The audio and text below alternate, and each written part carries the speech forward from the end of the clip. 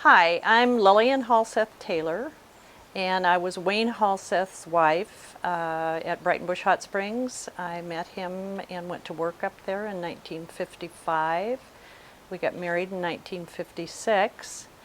My parents and myself and siblings lived in Detroit as my dad took a job on the dam project, and my mother went to work at the post office department. So she came home one day and said, Breitenbush is looking for people to hire to work, and why don't you go up and check it out? So I did, and I got the job, and later married Wayne, who was the crabbier of the two brothers. I was interviewed by Wendell and Wayne, and Wendell was very cheerful, very happy, and Wayne got right down to business, asking all the important questions.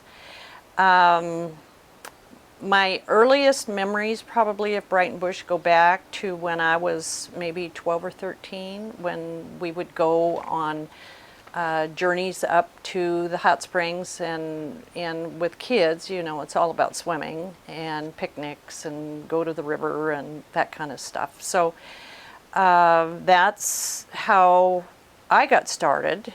And you ask how Wayne got involved in Breitenbush and Wendell, and the two of them made this decision obviously before I came around, but from what I understand, they went there often as children with their parents, and their father was almost crippled with foot problems. So he went up and stayed, I think, for 2 or 3 months to get his feet corrected. And while he was there, he met an Indian man who was using the hot springs, and he looked at his feet and he said, "You've got broken arches." And so he said, "If you'll do this, you can correct your injury." He did that, and it did correct his injury. He was a barber and by trade, and also a musician, so he did his music on 2 or 3 days a week for dances and so forth. He was a drummer. And Wendell carried that on. They were a very talented family, very happy. They knew how to live and have a good time working.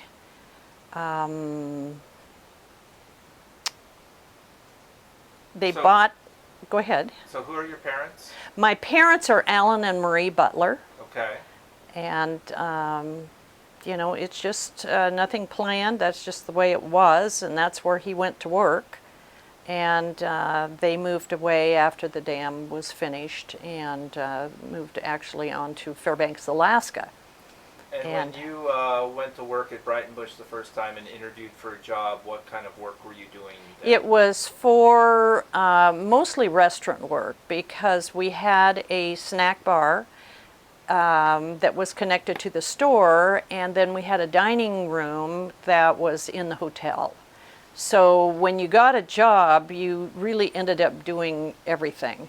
You did the cooking, you did the dishes, you did the serving. That was at the lower resort. There wasn't an upper until they purchased the other resort. Right. Yeah.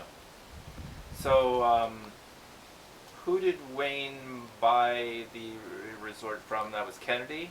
He bought it from a fellow by the name of E.C. Kennedy, and as I recall, he ran it for about 12 years. He was a very fussy person, I understand, and he kept things in quite good condition. I think they may have stayed there the year round. I don't have any personal knowledge of that actually, but I think so. And did you ever know the Skiffs? Did any of the Skiff family come around? Never heard or saw anything of the Skiffs, so I know nothing about them at all. So tell me what comprised the lower resort? Cabins? Okay, we had 31 cabins. It was built in a U-shape to the main road. We had 10 hotel rooms. There was a lodge. There were the 10 rooms. There was a dining room and a big lodge room, and it was all very pretty. There was a campground, store, gas pump, and the hot mineral baths, and of course the bridge that went across the river that everybody used for fishing. And it was 22 acres on a special use permit from the Forest Service. And it was all on one side of the river except the bridge over to the bathhouse. Yes, That's where the hot springs the hot springs are across the river, and the bathhouse steam rooms were actually built over the top of the hot springs, and it was really boiling hot water. And the pools were a men's side and a women's side, and it was not diluted water. We had to run it a stream in about the size of your finger. If it was any more than that, it was too hot to get in the next day. So it would be full by morning. And then we had a wonderful masseuse that gave massages at the bathhouse. So she was great. Now, there was a flume that directed water to a powerhouse. Yes. Power plant? Yes. Turbine? Yes. I want to think that's called a Pelton wheel, but you know, I could be wrong. All I know is I had to rake leaves at the grate, and we had to do that at least twice a day. Wayne was an electrician, and so he knew that power plant forward and backwards. Wendell had worked for the telephone company, so between the two of them, they had a lot of knowledge on how to keep things running, and they certainly had the energy to do it and the dispositions, but not any former resort experience. We kind of all learned by initiation by fire, you know how that goes. But that was pretty much how that all started. The powerhouse was direct current, and so we had to be very careful not to have any AC motors plugged in. And we warned people of that when they came to the store and said, don't plug in your hair dryer, don't plug in this and that. But pretty soon the power would go way down, and you knew just a minute, it'll be burned out, and then it will come back up again. So if they're in the spring and the fall, when you've got a lot of things falling on the ground, the grate to the powerhouse would get pretty plugged up. So, you know, we'd have to go down there 2 or 3 times a day, and maybe in the fall, many times a day. But Wayne would check it always, put belt dressing on it, and it just kept clicking away. It was an amazing little plant. We put a log across the river every spring, and it formed a dam to raise the level of the water enough to go to the flume, and it ran through the powerhouse building and turned a wheel that generated the power, and so that's kind of how that went. It was all sanctioned by the federal water resource people, so that we weren't taking anything away from the river, and it went right back in.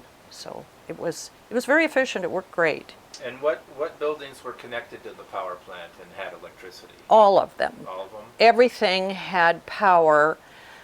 And they all had a wood stove, so we had about 50 cord of wood that Wayne and our handyman would cut every year for the campground and for the cabins.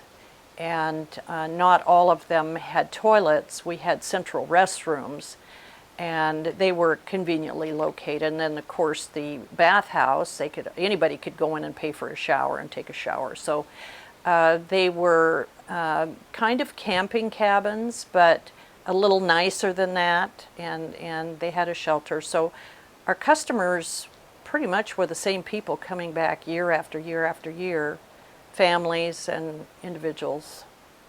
They had a very good time. Now, the place was pretty well built out with cabins and the hotel when you got there mid-50s, and you maintained what was there, correct? Absolutely, yeah. We try to improve on everything all the time. You have new roofs to put on. Things are breaking all the time. And the spring and the fall were the really hard times, because you have to clean, get everything ready and stocked up for the summertime. And then in the fall, you have to put it all to bed so that you didn't have broken pipes and everything all the time. So it was a lot to do. So it was a seasonal place from what, late May to October 1 type of thing? It was. We would start working up there probably in March, and we had painting and doing all the things I detailed a minute ago. But our official opening was always Memorial Weekend, and it was always disheartening to have everything ready to go. The rhododendrons are blooming, the weather's been nice, and so you get up on Friday morning before Memorial Day and it has snowed. So then we'd have the rhododendrons in the snow. We've spent every cent that we owned stocking the place up, but the sun had come out and the way it goes, and it was always good. It was good. So did anybody stay there year round? Was there a caretaker? We had a caretaker, and he was there with us almost the entire time, and that was Eric Peterson. He came from Sweden when he was probably 17, 18 years old. He had been a logger, had always worked in the logging industry. He was also a serious alcoholic. So he didn't drive, so by being there, we didn't serve liquor in the store, any kind of beer or wine or anything like that. So he pretty much was on the straight and narrow unless somebody brought him something that he wanted. And that did happen. And actually, that caused his death. There was a young man who befriended him. Eric put all of his money in the bank because he really didn't have any place to spend it. We'd take him to town and he could buy, and we'd bring him groceries all the time and make sure that he was okay. But this young man came up and started visiting him, and he had Eric pull his money out of the bank, and they went on a big drunk and down at Mill City. And on the way home, the guy lost control of his car, and Eric was in the hospital, and he eventually died from those injuries. So then we had someone else do the job until we sold the resort. It was really a pretty responsible job. He was a nice man. Had his own problems. So let's talk about some of the weather events up there. There was the Columbus Day storm, October 12, '62, and that was not too severe. I don't up there. remember that being an event any more than any other windstorm that we had, and we had them throughout the year. The windstorm that we dreaded was the one from eastern Oregon, because it's an east wind, blows all the debris out of the trees, and sometimes is very forceful. One time in the summer homes area, a tree blew down on a cabin, and the people that owned the cabin had just arrived there. And we had people then come running into the store and says, "You've got to save Mrs. Brickley. She's underneath the tree." And she was under the tree, but the only thing that kept her from being crushed was the refrigerator. So Wayne went in and he pulled wood away and got her out of there, so help me, with a pair of pliers, and got her out. We got medical care for her, and I think she had like 80 broken bones. But she survived and went on to live her life, and she came back every year and told us how grateful she was for saving her life. So those are the storms that are bad. The October 12th storm, I don't think was a bad event, or I'd really remember that. The flood of 1964 was the worst thing that could have happened to us. We had and I don't mean to point fingers because it wasn't intentional, but we had a new ranger in the Forest Service ranger station, and he wasn't really that familiar with our area, I didn't think, but he came to visit and was introduced, and the other people introduced him to us. And he said, "We're going to remove all of the log jams up the river." And they went all the way up to Jefferson Park. There's some deep canyons and pretty pristine water. A lot of native fish were in those pools behind those log jams. And they removed the log jams as promised. And Wayne looked at him and he said, "You will flood us out. That water has to be slowed down before it gets here."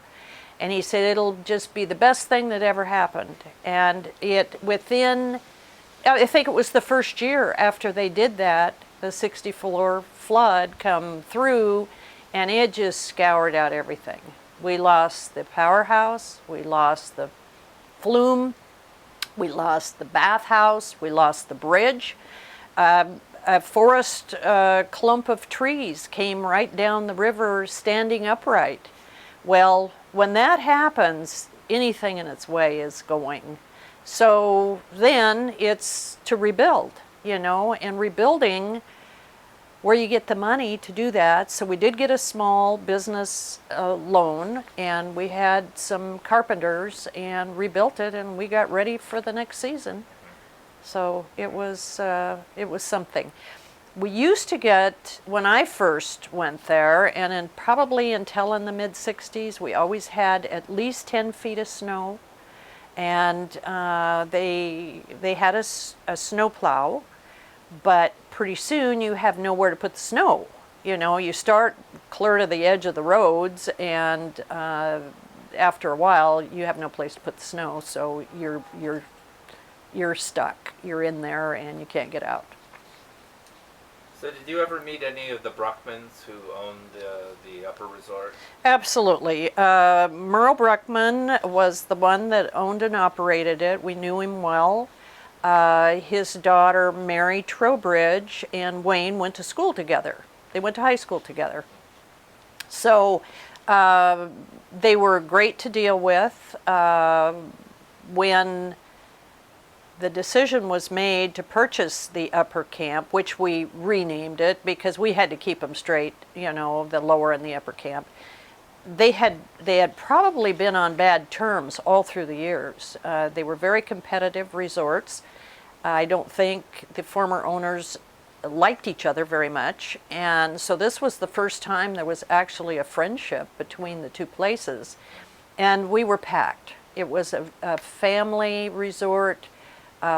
These families have been going up there since the late 1800s, and it was a good place to go. And so we bought the upper camp in about 1958, I think. 56? Well, I got married in 56, so it wasn't 56. It might have been 57. Okay. Maybe 57. So I know it wasn't the first year we got married, but the discussion was going on. And to purchase that, Wayne and Wendell had spent their money buying the lower camp. So maybe they had a little money, but they had the energy, but they got their parents involved. And the Holts, which were Wendell's mother and father-in-law, and Albert and Burl Halseth, which were Wayne and Wendell's parents, they sold their homes, and so there was a corporation formed.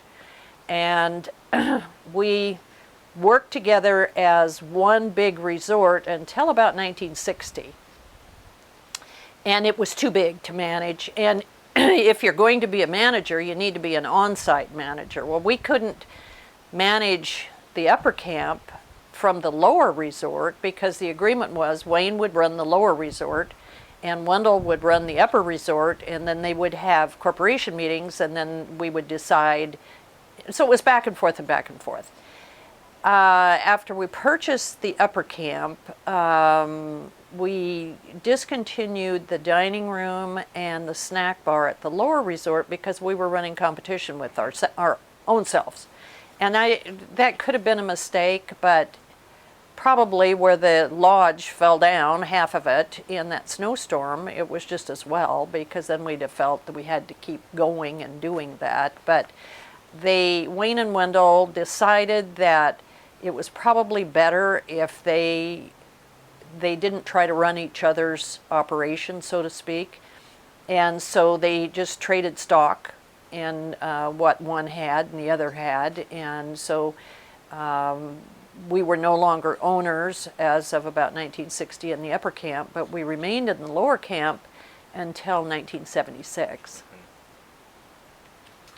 So did you have summer help that came back year after year? We had, well, of course, Eric Peterson was there for many, many years, almost the whole entire 22 years. But Edna and Dell Dryden came back year after year after year, and then they were killed. And we had another lady who had recently retired but had too much energy to quit working. And then our own two daughters had by then gotten to the age where they became hired help. And so they They cleaned cabins and worked like anything. They also learned to drive a car at about 12 years old because we had a camp car that had mops and brooms sticking out of every window and fresh linen and all that kind of stuff. And so we paid them a regular going rate, but it also had to go in the bank. They could only spend half of it. But it was a great experience for them. And that was a good thing. Now you said, what skills did Wayne bring to running the resort? He was amazing in knowing how to fix things. He was almost like a pioneer person. If the water flume got a leak in it, he knew you could stuff it with moss and it wouldn't leak anymore. He knew how to do everything, and he had endless energy to do it. He was on top of it all the time. Wendell also could probably fix anything. If he couldn't fix it, he'd figure out who did know how to fix it, and it got done. So nobody had ever run a resort before, but they had wonderful personalities, and everybody loved them. And they loved doing it. I loved doing it. It was, it's something that we missed. We got tired. That's the only reason we quit. And what was your role up at the resort? When I first started there, I was hired to work in the restaurant, and then after we got married, I basically ran the store. I did the reservations, and you're an employee that does everything.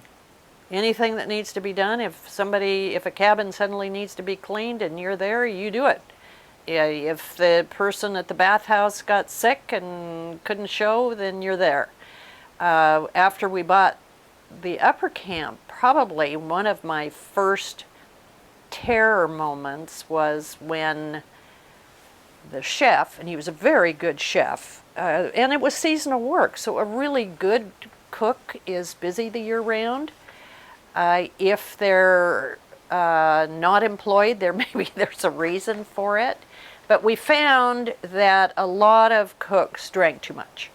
And so Eric Peterson, being an alcoholic, and evidently our new chef, who was so good, they found a whole bunch of canned fruit and jams and juices in the basement of the big lodge at the upper camp. They had a brew going, and they not only drank it, they ate it, they did whatever it took, and they were so drunk and so sick that the cook couldn't cook. Eric couldn't even get out of bed, and I had to cook. I'm 18, 19 years old, and it's the 4th of July. So here it was, I think the 3rd. They said, Lillian, you've got to go down, you've got to go up and open up the dining room. And I said, I've never even worked there. I had down below. A forgotten thing about that kitchen was there was a range to cook on that was wonderful, but it was wood. It was a wood range. That kitchen was hotter than a firecracker. And you had to keep wood going. What we had under normal circumstances, we had a chef that did the main entrees, we had a salad cook, and we had somebody that made desserts and breads and that kind of thing. Well, on this occasion, I'm up there firing up that stove at 4:30 in the morning. I've got pans of bacon going in. It all went off pretty well, but for a young girl, all I can say is you haven't got brains enough to be afraid. You just do it. And we had a lot of things through the years that you just do it. And Wayne came up to help me for dinner, and somebody ordered pork chops, and he made them, and they sent them back, and he got very upset. I think they ordered 2 poached eggs instead, and he ate the pork chops. So that was kind of a humorous thing that happened. You don't forget those things. So when people made reservations, did you have a phone system up there? That was one of the hardest ongoing challenges that we had. We had a telephone line that was strung between the trees from our store And I guess the upper camp went over the mountain because I saw the line when I hiked into Leona Lake, which was 3 miles from the resort, going over the top. I think maybe came out at Idana, but it didn't follow the road going down to Detroit, and there was never a telephone line put in. So we were 2 longs and a short, and the upper camp had their own. And it was like the old party line that they would have had on farms and in the country. Then I think fallen trees and so forth took out a lot of that line, so we had a radio phone. And the radio phone, because we had emergencies, there's a lot of emergencies when you've got that many people that far away, whether it was falling down to broken bones to heart attacks, all kinds of things. So we really needed the services, and that was my phone, and I did the reservations. So that was it was an important thing. The mail was delivered and then would go up to the upper camp. I'd try to open the mail and answer it and send it back with him on his way back by. And so it was pretty efficient. We rarely made mistakes, and we were full most of the time. How was it working with the Forest Service? You had a year-to-year lease with the Forest Service? We had a year-to-year lease, and you know, everybody's heard the term of a 99-year lease. There is no such a thing, but it can go on for 99 years as long as you perform their requirements, as long as you pay the lease fee, as long as you don't have an illegal activity going on. Very rarely did somebody lose their lease, but I know of one incident, and that was up at the junction of the Sandy Am going up towards Hoodoo, towards Bend. There was a service station, and they had tire chains and all that, and they were on special use. They were shut down. And I think that whole facility was then taken away. But it could have gone on for 99 years. It would still be operating, I'm sure, had we not sold it. But we had a great working relationship with the Forest Service. They learned to trust us and depend on us, because there were times when fires were started and we would put them out.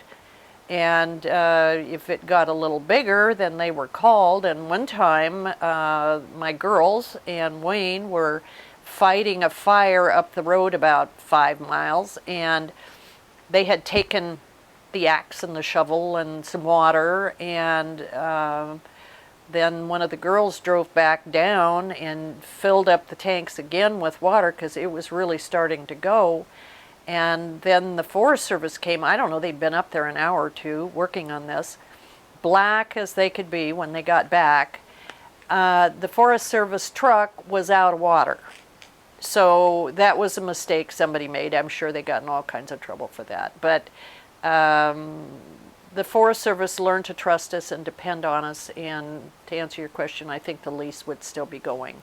But they did tell us that, you know, we're not in the property management business. We really don't want to be in the property management business.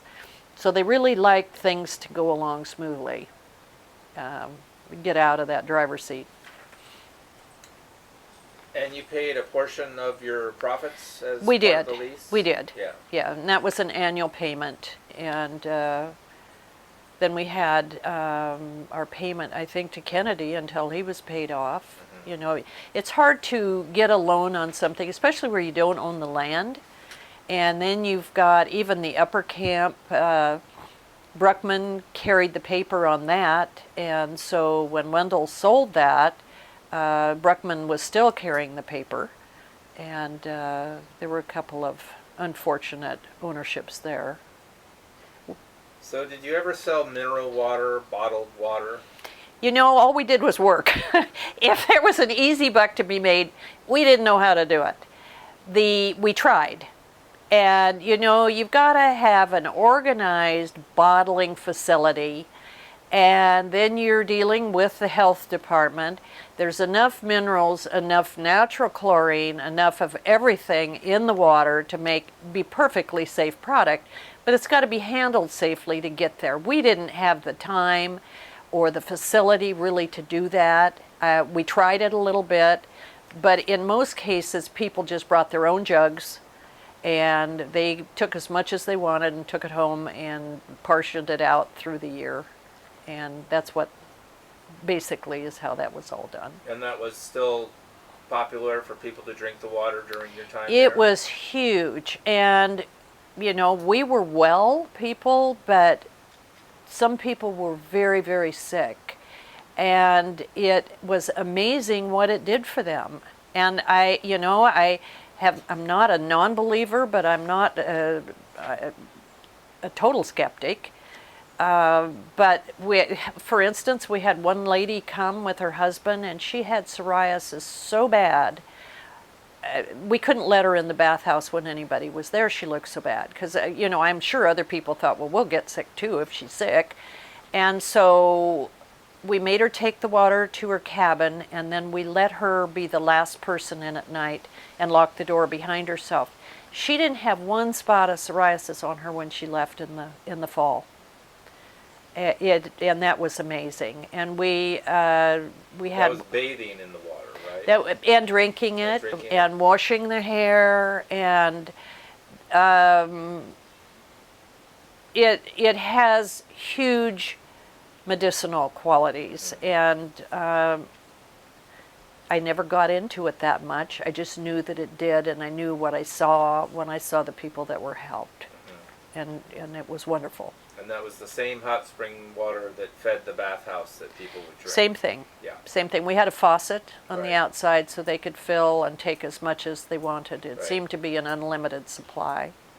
Now tell me, what other kind of activities did people do besides be at the resort, at the bathhouse, whatever? Fishing, horseback riding, what other kind of things did they do? Well, that's just exactly what they did. A lot of people went up to rest and use the mineral springs. We had fish delivered by the Game Commission about every 2 weeks until the middle of August. The Game Commission was wonderful to us. The customers very much appreciated it. They got some money for their license, and there was a pack string that we always had at the upper camp, and one of the packers was Gene Ware, and we took several pack trips with him. Wayne and I did, and at the beginning we had, from the resort, it was 12 miles to go to Jefferson Park. Pretty up and pretty down and rough terrain. Then a road was put in up to Fire Camp Lakes, and you could walk in from there, so then it was a 6-mile hike. Otherwise, you could go 12 miles up the road to Breitenbush Lake, and that's the Pacific Crest Trail, and it goes from Canada to Mexico. So there's hiking everywhere, fishing in a lot of lakes. People pretty much had it all, anything they wanted to do. It was good. Were there particular ethnic groups, Latvians, Russians, Norwegians, that had a particular interest in the resort? You can imagine there was. In the old country, this is a very revered thing. We had, I have seen many people with the tattoos on their wrists from Germany. I've seen the Latvians who walked out the door with their clothes on their back, and they had mountains that they had to walk over. We heard their stories. Their stories are very sad. And they grew up loving and needing the hot springs, and they like to vacation and travel with their own ethnic group, and we love those people. They'd had a hard life, and there were a lot of them. We had Swedish, we had Swiss, we had Italian. There were times when the bathhouse smelled like garlic to the point. I mean, when you're sweating like that, the garlic seems to come out. Boy, it was fragrant. And we had some Finnish people, a lot of Finnish people, and some Danish people. And I think it was the Danish people. We raised our rates, I think it was 25 cents. You got to remember now, this is back in the 50s. A camping cabin might be $3 in height. They said, you've just made it unaffordable for us to come. And they came from the Oregon coast, and we wouldn't get off of it, so we never saw them again. That was after years of coming, so that was way too bad. But yes, a lot of ethnic groups, and they all had a story to tell. Now, when Wayne was interviewed years ago, he said the lower resort had an older clientele and people with young kids went to the upper resort. That was basically so, but the kids, all the kids wanted the swimming pool. And after the '64 flood, the swimming pool got shut down, which was very unfortunate. But they didn't fill it back with water. It was a new owner at that time. And I think Wayne went up and said, if you don't get some water in that pool, the bottom of it's going to come up. And it did, and it didn't really hold water after that. And so, as far as I know, that pool has not operated since. But it's an Olympic-sized pool. And it had been there for a very long time. So that was too bad. So tell me about your last years there, what was going on, and deciding to sell. Both of our girls worked for us. They worked in the store. In fact, our youngest daughter started in the store checking out when she was 7. Wayne had gone to town, gone to some little store someplace, and the owner of that store said that was his son operating the cash register. Well, you got to admit, their minds are pretty uncluttered. And we had bright kids, so he said, Janet, I think you can do this. And she worked at that counter behind the store for years. And her grandma would say, now, are you sure that's right? Or we were always close by. And I said, she rarely makes mistakes. And so she would just pull out the ticket and show them that that's the way it was, and that's how much you owed, you know. So it was good training for them. So do I understand there was a heavy snow in '66 or '7 and half of the hotel collapsed? Or? The half of the hotel did collapse. The big lodge room and the dining room and the kitchen collapsed. We did not rebuild those. We kept the bedrooms. We just kept those as hotel rooms, and we did rent those out. But that was very unfortunate that happened, and it was an old building. But our caretaker said, he says, I can't keep up with the snow. I'm shoveling up. And it wasn't long after that it started getting lesser and lesser. Now, last winter, of course, there was no snow, but I think that's not uncommon right now in this day and age. So, do you have some vivid memories of your time there, special stories to tell?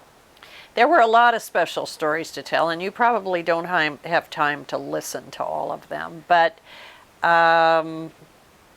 we had... I started keeping a diary one time, and I thought, you know, I should write a book. But by then, I don't know, 15 years had gone by or something like that, and I thought, this is a bad time to be starting that. I kept a diary for 2 weeks, and there were so many incidents of things that happened, I would just be writing all the time, so I didn't do that. I quit doing that. There were funny stories, there were some kind of tragic stories. I went huckleberry picking with one of our really good customers. We loved them to pieces. They were there from Tillamook, and we went up to Breitenbush Lake and went in huckleberry picking, and he died of a heart attack and fell down next to me, and I did the CPR thing, and then I ran for help, and he was gone, and I knew he was gone. But that was one bad thing. I was patching somebody up almost every day. You either got a fish hook in their finger or they've cut their head open. And I didn't have any medical training, but boy, I'll tell you, I had butterfly stitches. I had Band-Aids, and it all worked, and some of them never went to a doctor after that. I said, get in the car and now go off to the doctor. You got the bleeding stopped, to go off to the doctor. One lady fell down on the riverbank. She'd been down fishing, I think, drinking. And she said, some of our clientele said, you've got to go down and check on this woman. She's down on the rocks. And so we went down there, and I talked to her, and she said, I can get up in just a minute. Just give me a few minutes. And I said, can you lift your leg? And she did lift her leg, and it bent in her shin. So I said, you're not getting up, and you need to go to the hospital. And there was a caretaker that Mary Trowbridge hired to kind of watch the upper camp between ownerships, and he'd had a brain injury. I think he'd been in the service and so forth, but he was always giving out citizens arrests. He was going to arrest somebody. He says, I think they're stealing rocks, taking them over the border and stuff like that, But we had one of the things you can't forget are forest fires. And we had a forest fire come within a mile. And I think what you don't realize is when a tree catches on fire and it explodes, it blows that tree a mile. So the Forest Service closed the roads. They let us stay. And we said, we've got to stay here or it'll just burn down. We put out fire after fire after fire, and the smoke was so thick. But we saved it.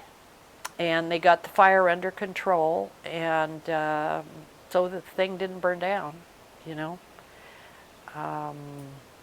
But there were people brought us, our customers were wonderful. They'd bring us their fresh produce from their garden, because we couldn't have a garden up there.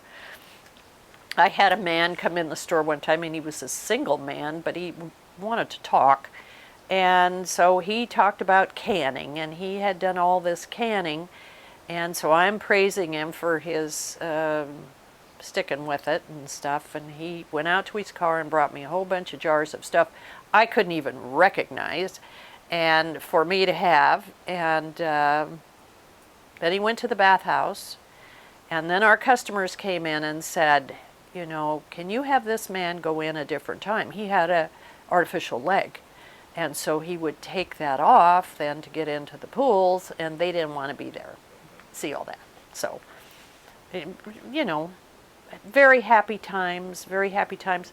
Hard work. We were very glad when the season was over. It would sometimes, the last person there in the store at midnight was also the one banging on the door at 5 o'clock in the morning because he forgot to get worms to fish with. And it was very long days. It was a great place to raise the kids. They learned to totally love older people because they would, and I always thought at that time, when I get that old, I hope I have the sense to be that nice to kids, because they would come in the store and say, can your girls come out on the lawn and play cards with us? How nice is that?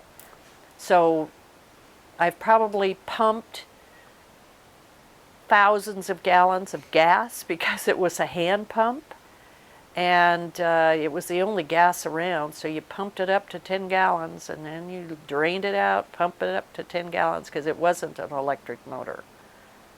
And where did you go in the off season?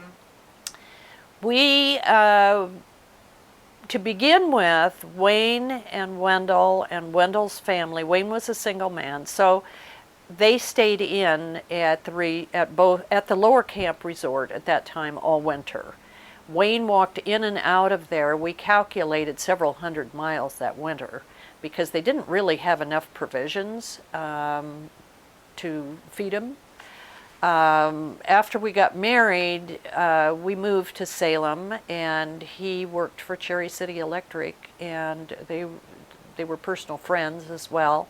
So we left one work and went to another work, and I think we counted 15 years that we didn't have a vacation. So we said we're either going to take a vacation or we're going to go nuts. So we forced ourselves to take vacations after that. But we went to Salem, and then went, we'd have to go up every couple of weeks to make sure Eric was okay and everything else was okay. And tell me about the subsequent owners after you left. The buyers were the people we sold to, and he was a contractor from Southern California. Very nice people. They had never done anything like this before, and I spent months and months putting together material and training them so that they knew that this is where you go for provisions, this is where you go for laundry, here's our customer base, and here's their addresses, their everything. We gave them absolutely everything. But I think they were overwhelmed by everything. And we thought we could go up and stay there and rent a cabin and enjoy the friends that were there. They were all of our customers from all the years, and that didn't go so well. So we found that they resented our selling it. And so we kind of had to say, I guess we aren't vacationing here. And so we didn't. And they didn't last there very long, only a couple of years. Then they sold to somebody from Alaska, as far as I know, and he also was not an entrepreneur. He sold it to a fellow by the name of George Heigerken. George Heigerken was definitely an entrepreneur, but he was involved in so many things that he didn't really have time to get the resort back on its feet again and get it up and running. And so the Forest Service kept warning him, saying, you need to get this running again. He had grand plans. He had maps. He was going to run the mineral water to every cabin. It would have been wonderful. It had been a forever place. But he didn't do it. He didn't get it done in their time frame. And he did commercial buildings. I'm going to do it. I'll do it next fall. And he didn't get at it. And they pulled the special use permit, and he lost it. And then they didn't, this back to the property management part that the Forest Service didn't want anymore. Some of the buildings were skiddable, and they were taken up to the upper camp, and the rest of them were just destroyed. Whether they just tore them down, or I think they tore them down. I don't think they were burned down, but there's nothing there right now, which is sad. Right. I mean, the Indians were there before us, and the earliest pictures I had were in 1894 of this group of men at the bathhouse with this little boy, and the little boy grew up and then was one of our customers, and his name was Kenneth McLennan, and his wife was Minnie. And they walked in as a young couple. Her feet hurt, and she soaked them in this creek. So there's a creek called Minnie Boohoo Creek just down the road.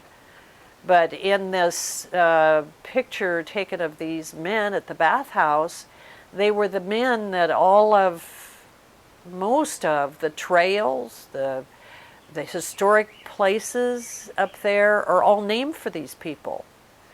And you've got the Thomases, you had Otterson, it was quite an impressive bunch. So this little boy observed these men in the bathhouse with bullet holes in them. They had knife wounds, they had scars all over them. They were a rough bunch.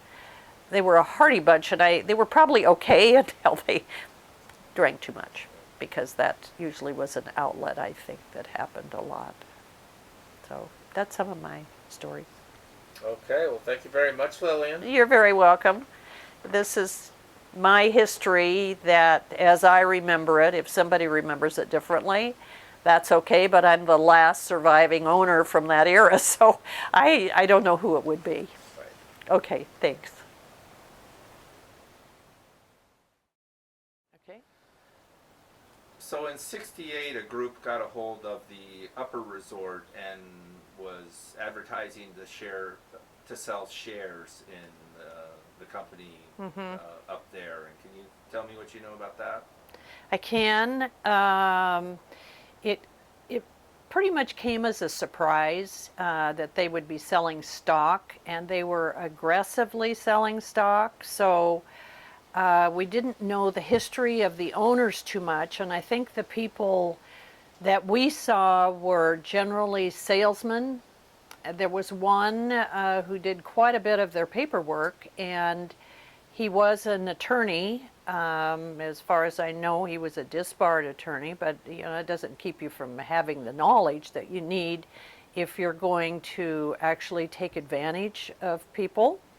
So the salespeople would come into the lower resort, knock on the doors of our customers, and ask them if they'd come up and walk through the resort and buy stock.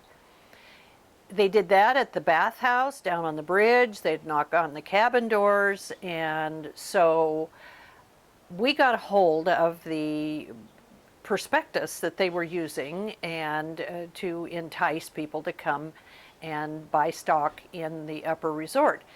The prospectus clearly does not give them any kind of return on their money. So they, our customers, who all had become our friends by that time, they would say, Wayne, well, what do you think of this? And he said, I wouldn't touch it with a 10-foot pole.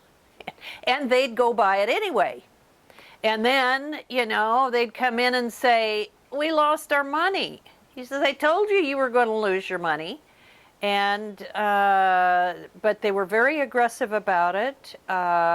We were surprised that it was honest. I don't know if the intent was to be dishonest from the beginning. When you look at the group of owners, there was no indication there that really that was going to be the intent, but that it was in fact what happened. Everybody lost their money. They took it and they were out and gone out of there. So it was an aggressive move for a short time. And did they not even pay their summer help? Would you tell me about They that? did not. Well, no, they did not pay them, and most of them were college kids. Considered themselves very fortunate to have a job, and their checks required 2 signatures. So they would come in to our store and say, could we cash our payroll check? And we'd say, let's see your check. So you would see, and of course, we didn't know if the check was going to be good, but actually, we didn't take a loss on any of their checks because the second signature usually wasn't on there. So we'd have to give them it back and say, this requires 2 signatures. So go get your second signature and then we'll talk about cashing your check. But usually we never saw them again. So from the time they went to work there until around the 1st of September, before those kids actually knew that they had worked for nothing. And it was sad, that was going to affect their college year, and nobody likes to get taken advantage of. Right. So we were embarrassed by the whole thing. And it seemed like we kind of needed to live down that reputation because it was, when people hear Breitenbush, they take into considerations the whole area, not just the one resort. But anyway, we just dealt with it the best we could, and I felt sorry for the people that lost money. So that's what I know about that. Now, what kind of special relationship did you have with some wildlife up at your place? When Wayne and I got married in 1956, we had a baby in the spring of 1957. And so it would have been in about 1958 because Lori would have been like a year and a few months old. It was in the spring, and Wayne went up on the power line, or it's up on the power line right away, but our water line was from Mansfield Creek, and it was up on the other side of the power line. So he noticed that the ground had been just torn up, just like something awful had happened there, and the ground was all torn up. And so he started investigating that to find a mother deer that was dead. And she had had a bad delivery of her little fawn. And so Wayne said, you know, she's had this fawn, it's apparent, and so that fawn has got to be close by. So he looked and took a radius around where the female was and found the little baby deer. So he brought it home, and we raised the deer on a bottle. It was absolutely the sweetest animal you could ever have. And I started out with, because we had our baby, I had bottles, and you had to be careful on their formula that they got, because if it was too rich, you know, it would not agree with them very well. And as it grew bigger, then it would become like a 7-Up bottle with a nipple on it, like they use for calves. And we let the deer come and go as it wanted. And as it got a little bit older, it would go across the road from the store, go off into the trees and into the woods. And every 4 hours, it was there to be fed again. So it had come loping down the slope, across the road, through the front door of the store, and asked to be fed. So, you know, it was a great attraction for people, and it was a charming pet to have. Our daughter would feed it strawberries, and they were just regular little pals. We had a little dog, and they would sleep together. But it slept by our bed when it was brand new, and I would wake up and look down, and it was looking me straight in the face. So I'd pick it up and rush it outside. As far as I know, it never had an accident in the house, but we were careful, you know, to address that. So then we had our second, well, got in a bit of trouble with the Game Commission on that one, because we found it in May, we had it all summer, and well, then it became like August, and well, what are you going to do now? We came back to Salem, is where we lived, and the little deer, it didn't have a mentor up there, so we called the Game Commission, and they came up and scolded us big time. And everybody at the resort had become friends with this little deer. And it never acted aggressive, didn't do anything. So the poor fish and game guy, he tied its legs, and it rode with my husband in the pickup all the time. It just got in the front seat like a dog and sat there, and they went for a drive, you know, whether they're delivering wood or picking up garbage or whatever they were doing, the little deer was there. So for them to come in and tie him up and do all that kind of stuff.